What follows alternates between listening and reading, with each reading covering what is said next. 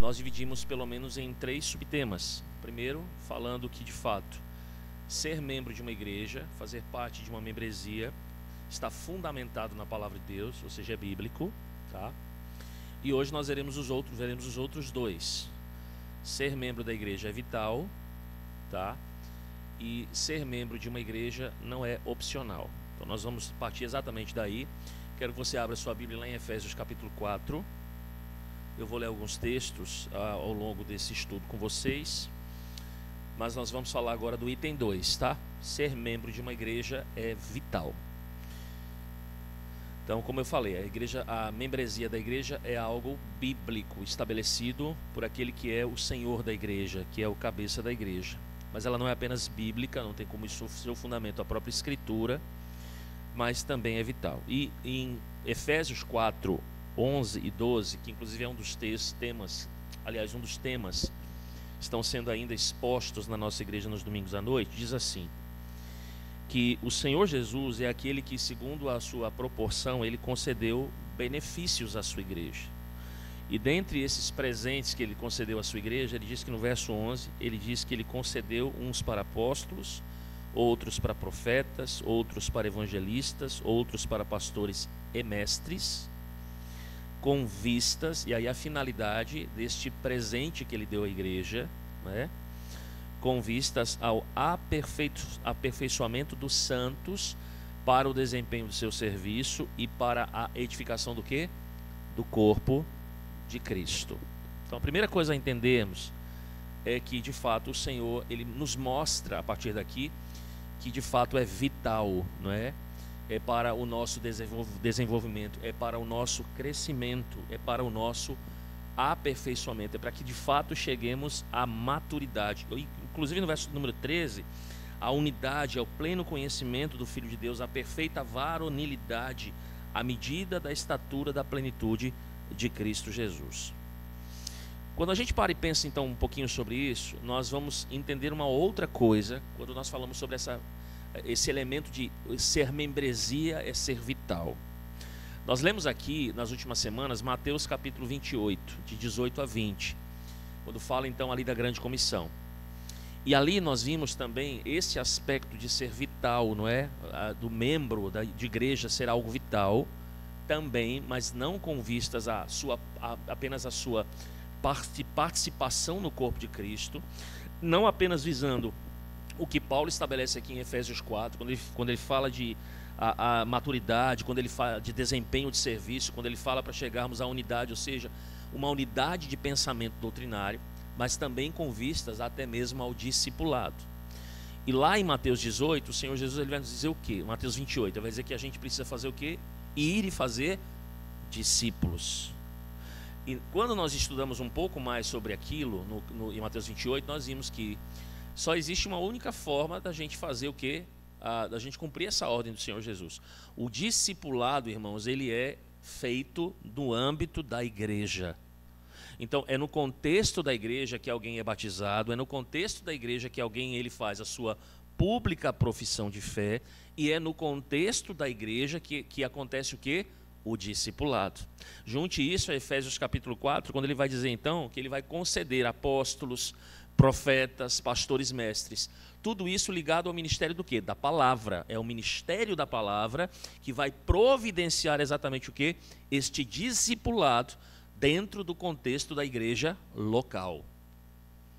Mas, quando falamos ainda de ser membro é algo vital, não podemos também nos esquecer, não apenas do seu aparte no corpo, do fato de que ele precisa de fato, de que haja aí dentro desse aspecto o discipulado, mas é vital também para o testemunho da igreja.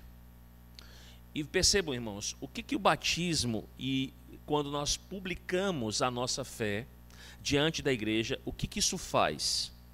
Isso nos diferencia do mundo, não é verdade? É ou não é? Porque quando nós somos batizados, nós recebemos um selo, tá bom? Em que agora nós estamos o quê? Se reconhece que nós estamos sendo inseridos no corpo do Senhor Jesus. E nós publicamos então a nossa fé, aquilo que agora nós Cremos, lembrem lá do credo apostólico, os 12 artigos de fé, cremos nisso, cremos no Pai, cremos no Filho, cremos no Espírito, cremos na igreja, enfim, nós declaramos a nossa fé. E isso agora nos torna diferentes do que? Do mundo. Agora, é interessante, irmãos, porque parece, pelo menos parece, no mínimo parece, que muitos ainda não entenderam isso. E aí pense comigo, por exemplo, se isso talvez não tenha, dentro de um âmbito prático, mais significado para alguém que vive, por exemplo, num país muçulmano em que o evangelho é algo extremamente perigoso, do que para nós que temos toda a tranquilidade. Veja como isso talvez, naquele contexto, não é, isso faça até mais sentido, tenha até mais uma compreensão até mais profunda para esses cristãos. Talvez você conheça alguns, nós inclusive, eu não sei se foi no ano passado, eu acho que foi no ano retrasado, o Ayrton até pode se lembrar, lá na Igreja do Cristo Rei veio um missionário que trabalha lá nos países muçulmanos, se eu não me engano no Irã, na Romênia, pronto. E ele falando então da dificuldade de se evangelizar nesses países, né? Quando um cristão de fato ele recebe Cristo como seu Salvador, enfim. Perceba, irmãos, os nossos irmãos cristãos que estão inseridos nesse contexto, eles compreendem muito bem isso. Parece que às vezes nós não compreendemos, mas eles compreendem muito bem isso. Por quê? Porque, irmãos, ser batizado, fazer a sua pública profissão de fé e ser discipulado nesses países, dentro do contexto de uma igreja local, no mínimo, vai colocar a vida deles em quê?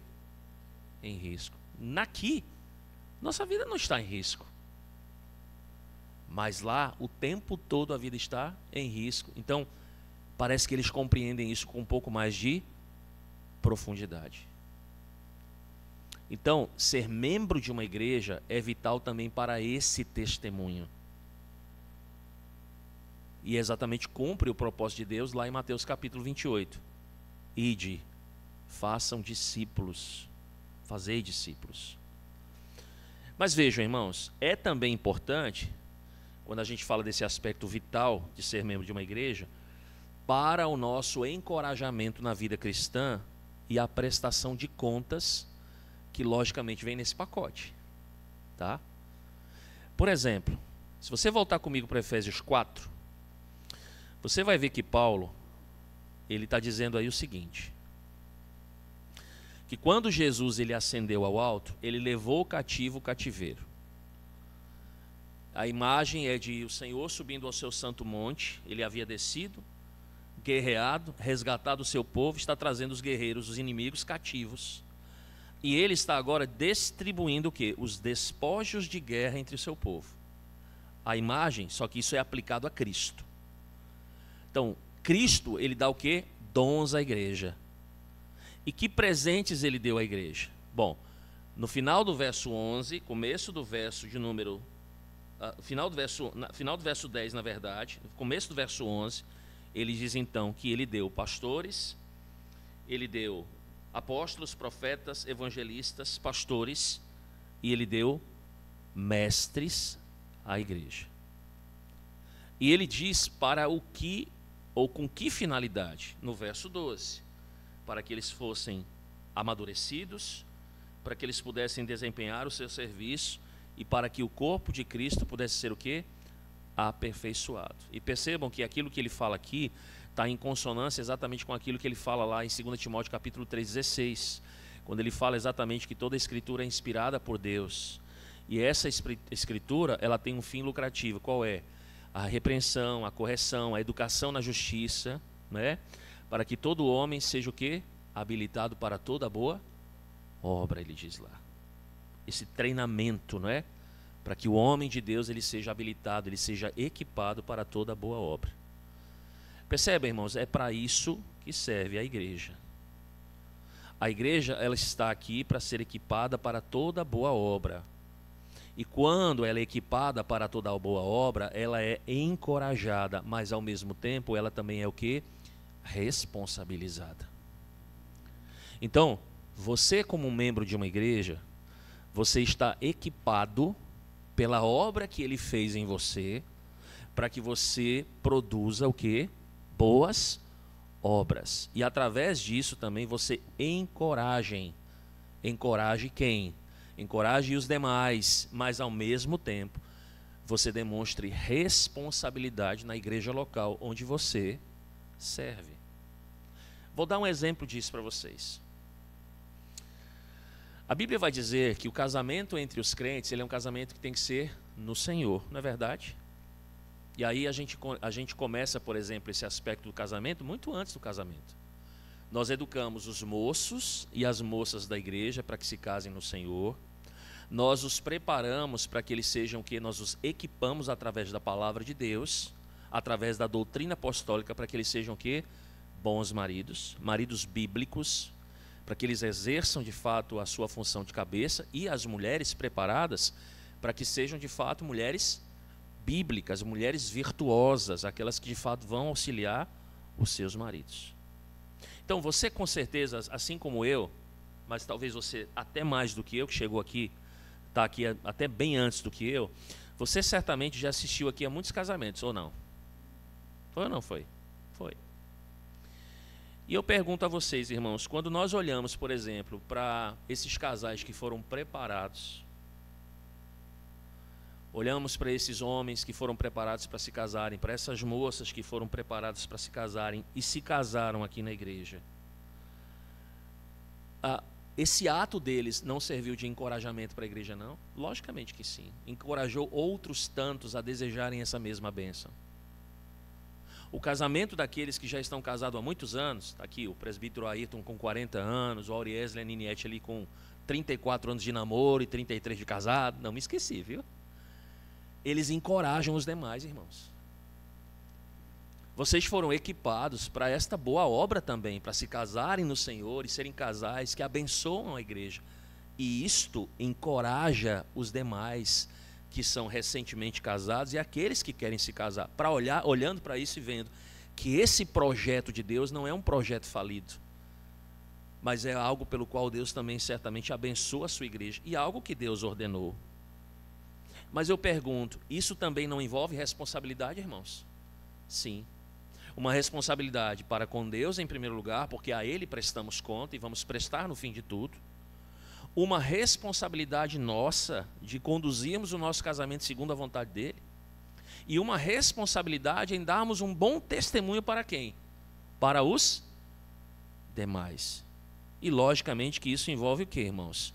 Encorajamento, mas também envolve prestação de contas. Envolve responsabilidade. E percebam, quando nós olhamos para a vida cristã, isso não é uma opção, irmãos. Isto é vital, é essencial. Nós, como cristãos, não podemos viver sem isso. Então, nós precisamos de quê? De sermos responsáveis, de sermos responsabilizados. E aí, irmãos, certo teólogo vai dizer assim, que não pode haver alguém sendo responsabilizado fora de um lugar onde não há autoridade. Não há responsabilidade quando você escolhe ou não ser responsável. Onde há responsabilização é opcional, a responsabilização ou a responsabilidade, ela de fato não existe. E eu me lembro que até abordamos sucintamente isso aqui na semana passada, quando dissemos que a responsabilidade, ela não é opcional no corpo de Cristo. Ou seja, irmãos, há muitos crentes que estão vivendo dentro das igrejas dizendo assim, eu não prestarei conta do que quer que seja da minha vida a ninguém.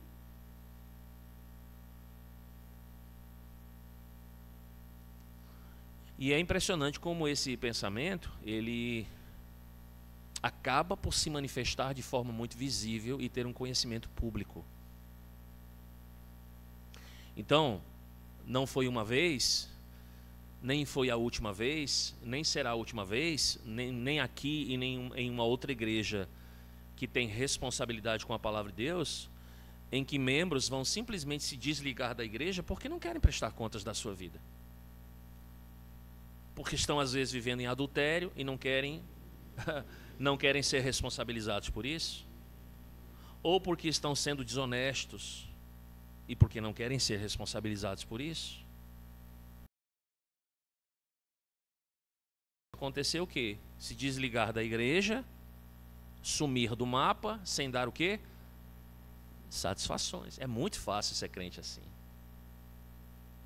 Na verdade, pessoas como essa não entenderam o quê? O cristianismo. O que é ser de fato membro do corpo de Cristo. E que isso se manifesta numa igreja local. Isso não é, irmãos, opcional. Então eu até lembro-me aqui da história de alguns pastores que exatamente, isso começa da liderança, irmãos, também. Isso não é algo inerente apenas a membros de igreja. Isso também a gente vê em líderes, quando, por exemplo, estão insatisfeitos. Eu, por exemplo, eu tive uma experiência em que isso me entristeceu demais, porque eu acabei convivendo, né, com um líder que, em razão dele ser responsabilizado por algumas ações equivocadas na igreja, tomar algumas posições, o conselho da igreja resolveu simplesmente dizer: olha, nós não lhe queremos mais, a razão é essa, essa e essa. E até envolvia uma questão de ordem financeira. E aí, indignado com isso, o que foi que esse líder fez? Achando que não deveria prestar contas, porque todos nós temos que prestar contas, ele resolveu sair da igreja e colocar uma denominação para ele. E é o que tem acontecido muitas vezes, irmãos. Eu não estou aqui querendo prestar contas, eu quero conduzir o corpo de Cristo da forma que eu acho que tem que ser conduzido. Eu não quero aqui ouvir a opinião de A e B. Na verdade, eu vou até abrir um parênteses aqui, viu, meus irmãos? Não dá certo aqui com presbíteros, é melhor se eu estiver sozinho. Então, em razão de muitas coisas, ele sai da igreja, porque ele não quer prestar contas. E o que é que ele faz? Ele vai, e hoje a coisa mais fácil do mundo, irmãos, é abrir bodega, farmácia e igreja. Igreja. Você tem igreja aí com vários nomes, com várias, né, várias designações aí. E geralmente de pessoas que saíram exatamente dentro de um processo como esse. Não se entenderam como membros do corpo, não se entenderam como líderes da igreja ou como membros da igreja, não queriam prestar contas, não queriam assumir responsabilidades pelos seus atos. E a única saída para eles foi o quê? Seguir o coração pecaminoso, não se sujeitar, e aí saem e abrem uma denominação. Irmãos, nós temos que entender, nós temos responsabilidades não opcionais com a igreja, como membros da igreja.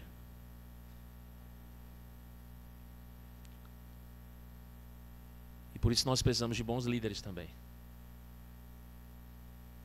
Orar pelos nossos líderes, para que sejam homens de fato comprometidos e responsáveis. Porque, por outro lado, irmãos, há igrejas em que a liderança é simplesmente passiva. Então, tem gente lá vivendo em adultério, a liderança não quer mexer para não ter o quê? Mais um problema para tratar. Tem irmãos na igreja vivendo no alcoolismo, irmãos, abusando do álcool, e os líderes estão o quê?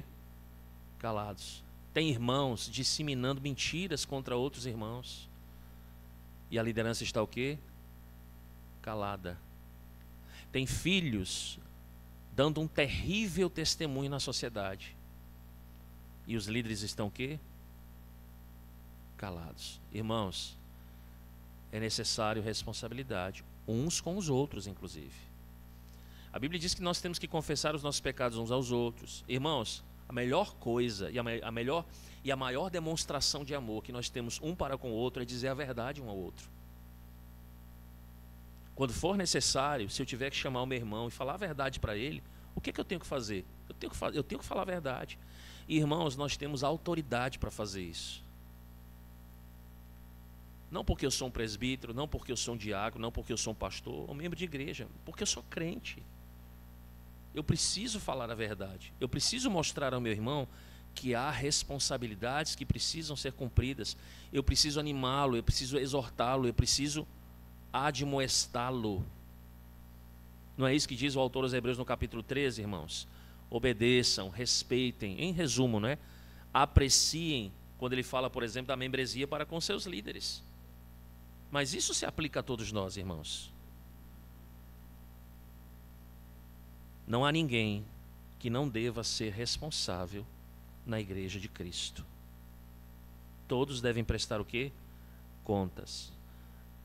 E todos prestarão contas a Deus lá no fim. Então, a igreja, ela está fundamentada sobre a palavra. Ela é bíblica, a membresia. A membresia, ela é extremamente vital. E por último, irmãos, ser membro de uma igreja não é uma opção. Eu não tenho muito tempo para explicar isso, mas eu quero que você se lembre, por exemplo, de Atos capítulo 9, verso 4. Atos 9, 4, quando Jesus ele foi ressuscitado e ascendido ao céu, ele tem um encontro com Saulo de Tarso no caminho de Damasco. E nós sabemos que Saulo não estava ali para fazer coisa boa, né? Ele estava ali para continuar fazendo aquilo que ele já fazia há algum tempo, que era perseguindo a igreja de Cristo. E é interessante a pergunta que Jesus faz para ele. Você se lembra qual é? Saulo, Saulo, por quê? Ele não disse, por que persegues a igreja? Foi ou não foi? Ele disse o que, irmãos? Não porque você está perseguindo as igrejas, mas ele disse, e ele estava perseguindo a quem? A Cristo. Quando ele perseguia os irmãos, ele perseguia o próprio Cristo Jesus. Percebe, irmãos? Aquele que persegue um cristão, ele persegue uma igreja. E ele persegue o corpo de Jesus Cristo. E ele persegue o próprio Cristo. Então, aquele que persegue, porventura, uma igreja, ele está colocando o seu próprio dedo e perseguindo quem? O próprio Jesus Cristo. E o apóstolo Paulo, certamente, ele entendeu muito bem isso, irmãos. Ele entendeu esse ponto. Abra comigo em 1 Coríntios capítulo 11, por favor.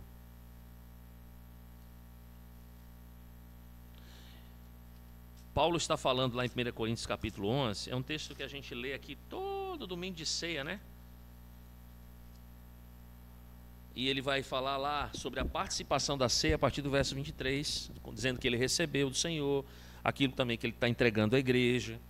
E aí ele vai relatando isso, que o Senhor Jesus na noite foi traído, tomou o pão, tendo dado graça, partiu, isso é meu corpo que é dado por vós, fazer isto em memória de mim.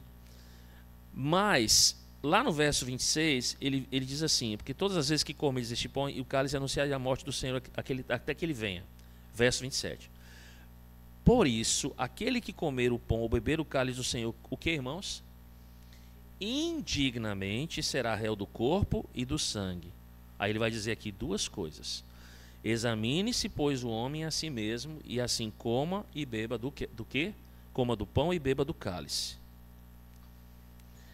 Pois quem come, aí a segunda coisa, pois quem come e bebe sem discernir o quê? O corpo, come e bebe juízo para si. Então Paulo está dizendo que quando você vai cear, você tem que fazer duas coisas. Uma, você deve se examinar.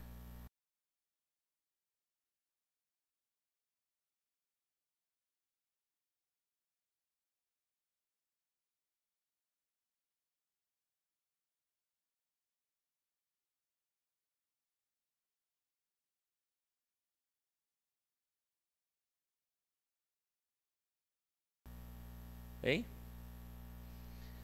Divisão. A igreja estava enfrentando divisão entre os irmãos. E Paulo está dizendo, não venham à mesa do Senhor, a menos que vocês se examinem, e a menos que vocês entendam que esses irmãos e irmãs, nessa igreja local, são como vocês, corpo de Cristo. De modo que qualquer um que estiver promovendo divisão, estará promovendo divisão entre os membros do corpo de Cristo. Paulo está dizendo.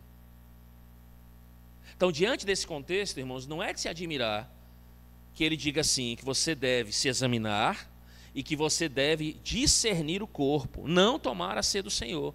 Porque se você não fizer isso, isso será o quê? Elemento não de bênção, mas de condenação, mesmo quando você come e mesmo quando você bebe. Por quê? Porque se trata do corpo do Senhor. Então, irmãos, quando você está unido a Jesus, você precisa entender, você está unido a quem? não é apenas ao cabeça, mas ao seu corpo. E isso não é uma opção. Percebe, irmãos? Não tem como você chegar e dizer assim: eu quero o Senhor Jesus, mas a igreja, Deus me livre. Não tem como. Porque Ele é o cabeça e ela é o quê? O seu corpo, membros do seu corpo. Irmãos, não existe um único lugar no Novo Testamento que apresente essa opção. Não tem como. Aí talvez alguém diga assim: pastor, mas o ladrão da cruz, né, está nos corredores da glória. Sim, meus irmãos, ele não teve tempo de descer, se batizar, fazer uma pública profissão de fé, ser arrolado como membro de uma igreja, voltar para a cruz e morrer. Não teve tempo de fazer isso. Mas, irmãos, se ele fosse livrado da morte ali, por alguma razão, convertido, vocês acham que ele faria o quê? Verdadeiramente convertido, ele estaria no meio daqueles lá. E lá em Atos diz, estavam reunidos, orando, perseverando na doutrina, na comunhão, no partir do pão, nas orações. Ele seria mais um no meio deles. Não tenham dúvida disso, irmãos.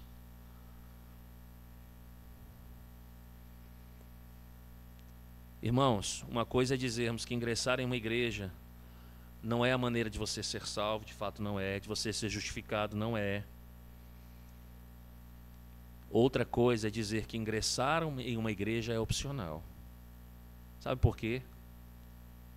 Porque, como disse certo pastor, não há maneira de expressar a sua pertença tangível ao corpo universal de Cristo, sem que isso seja expresso numa igreja local.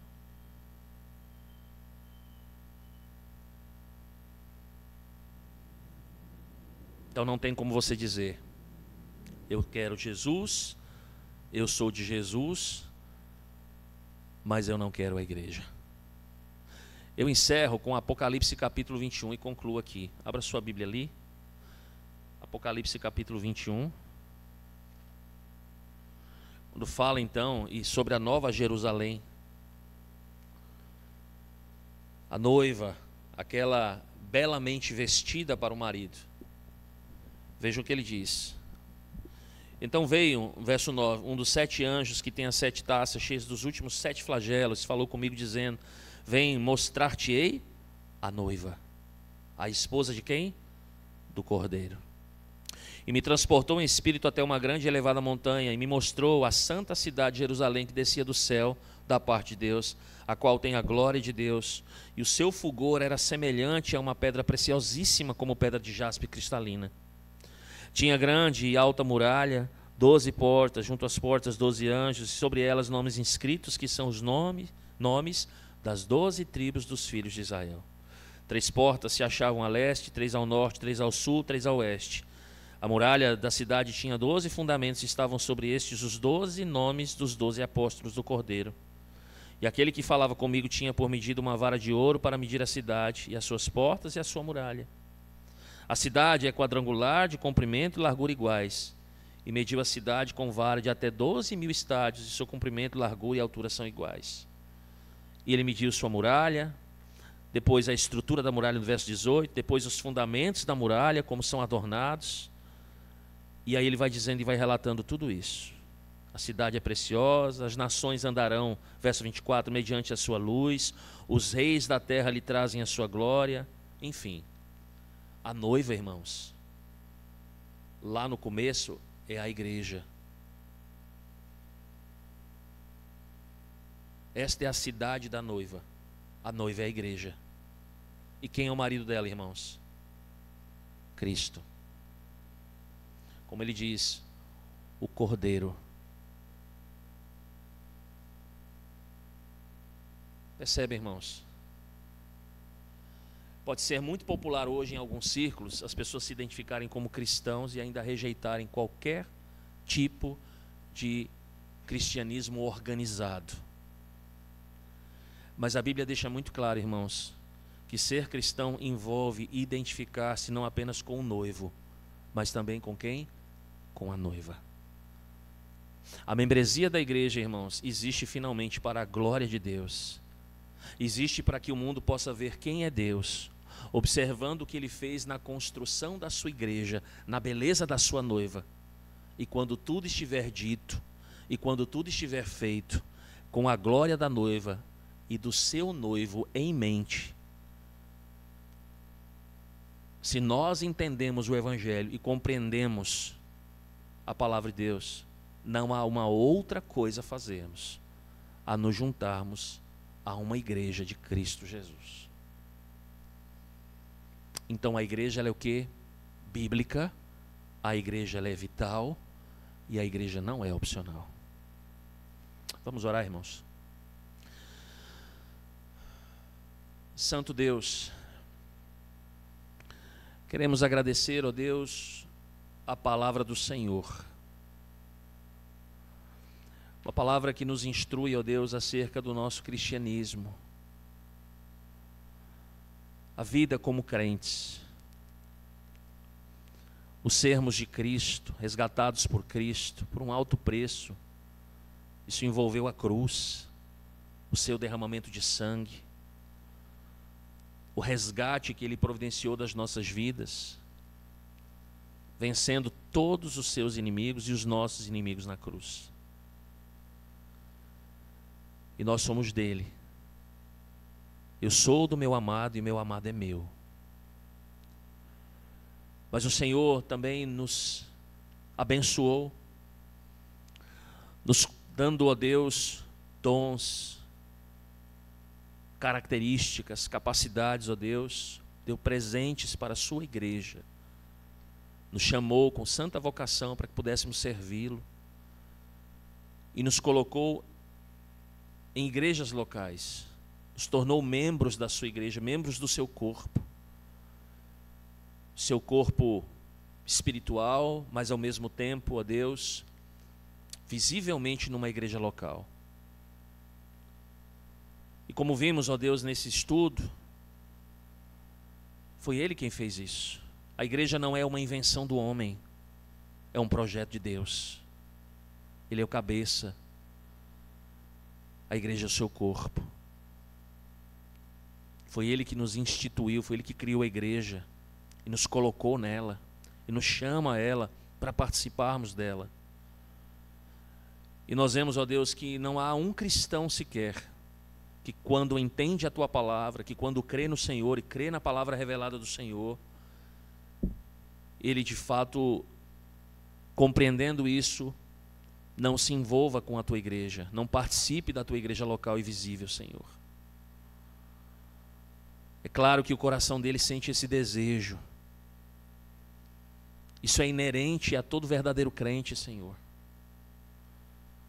Diferentemente, Pai, daquilo que muitas vezes temos observado.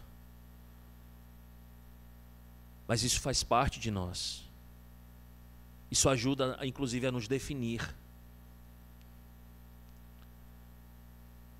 E obrigado porque o Senhor, pelo Teu Espírito, nos tem dado esse entendimento. Quão vital é a igreja, Senhor Deus, para nos encorajarmos, para testemunharmos, para servirmos uns aos outros, para vivermos numa unidade doutrinária, para adquirirmos maturidade, para nos tornarmos discípulos vigorosos do Senhor Jesus Cristo a cada dia. Pai, afasta de nós qualquer entendimento ou qualquer desejo maligno do coração que possa nos levar, ó Deus, a rejeitar isso. Que possa nos fazer pensar, ó Deus, e aderirmos às mentiras diabólicas de que nós podemos viver com Cristo sem viver com a sua igreja. De desejar apenas o cabeça, mas não o seu corpo. Porque não é isso que a Escritura, a palavra revelada de Deus, que é perfeita, nos ensina. Longe de nós esse erro, Senhor. Mas que a cada dia mais, compreendendo, ó Deus, o Teu ensino, nós amemos a Cristo, nos submetamos a Ele,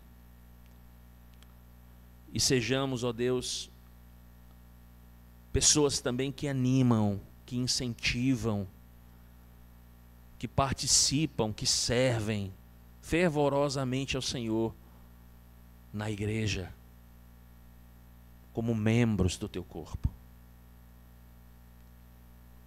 Portanto, ó Pai, faz-nos entender a bênção que é isso.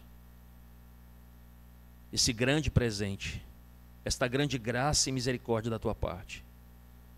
Ao mesmo tempo também da grande responsabilidade que nós temos.